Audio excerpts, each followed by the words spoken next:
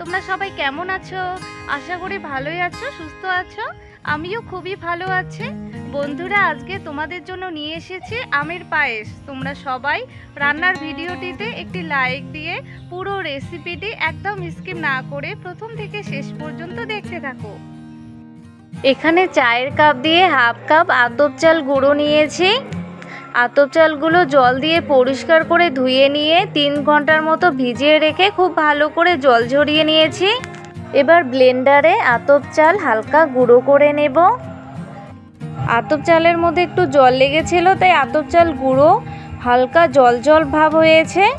এখানে আমাদের গাছের পাকা আম নিয়েছি, জল দিয়ে একদম পরিষ্কার করে ধুয়ে নিয়েছি। এবার আম কেটে নেব। আম কিন্তু খুবই মিষ্টি, আর আম কেটে নিয়েছি। এবার আম ব্লেন্ডারে ব্লেন্ড করে নেব। আম খুব ভালো করে ব্লেন্ড করে নিয়েছি। এখানে 1 লিটার গরুর দুধ নিয়েছি, আগেই জাল করে ঘন করে নিয়েছি। এবার আরেকটু জাল করে নেব। এবার এখানে 4টে এলাচ থেতো করে নিয়েছি, দিয়ে দেব। এবার এখানে কিশমিশ পরিষ্কার করে ধুয়ে নিয়েছি, এবার কিশমিশগুলো দিয়ে দেব। তোমরা এখানে কাজু বাদামও দিতে পারো, আমার কাছে কোনো কাজু বাদাম নেই তাই দিব না। এবার নেড়ে নিয়ে আরও 3 মিনিটের মতো জাল করে নেব। দুধ খুব ভালো করে ফুটে উঠেছে, 3 মিনিট জাল করে নিয়েছি। এবার এখানে আতপ চালের গুঁড়োগুলো দিয়ে দিলাম।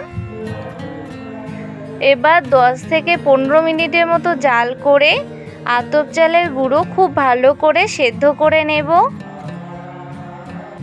চাল খুব ভালো করে সেদ্ধ হয়ে গেছে। এবার এখানে 1 কাপ মতো চিনি দিয়ে দেব। তোমরা মিষ্টি খেতে কেমন পছন্দ করো সেই অনুযায়ী চিনি দিয়ে দেবে। এবার নেড়ে নিয়ে চিনি খুব ভালো করে মিশিয়ে নেব।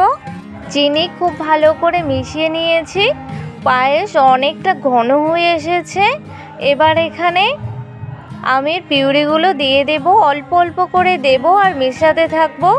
এই সময় জাল কিন্তু একদম লো আঁচে থাকবে। বন্ধুরা, ভিডিওটিতে একটি লাইক দিয়ে পুরো রেসিপিটি প্রথম থেকে শেষ পর্যন্ত দেখতে থাকো। আমের পিউরি খুব ভালো করে মিশিয়ে নিয়েছি। এবার নেড়ে নিয়ে আরও কম আছে 2 মিনিট জাল করে নেব। 2 মিনিট জাল করে নিয়েছি, এবার নামিয়ে নেব। বন্ধুরা, আমের পায়েস নামিয়ে নিয়েছি। তোমরা অবশ্যই বাড়িতে একবার এইভাবে ট্রাই করো।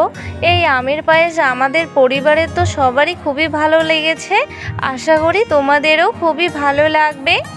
আর এই আমের পায়েস একবার খেলে তোমাদের বারবার খেতে ইচ্ছা করবে। বন্ধুরা, আমার রান্নার ভিডিওগুলি দেখে তোমাদের যদি ভালো লেগে থাকে তাহলে রান্নার ভিডিওগুলিতে লাইক, কমেন্ট এবং শেয়ার করবে, এবং অবশ্যই চ্যানেলটিকে সাবস্ক্রাইব করবে। পরবর্তী রান্নার ভিডিওর নোটিফিকেশন পেতে বেল আইকনটি অবশ্যই ক্লিক করবে। বাই বন্ধুরা।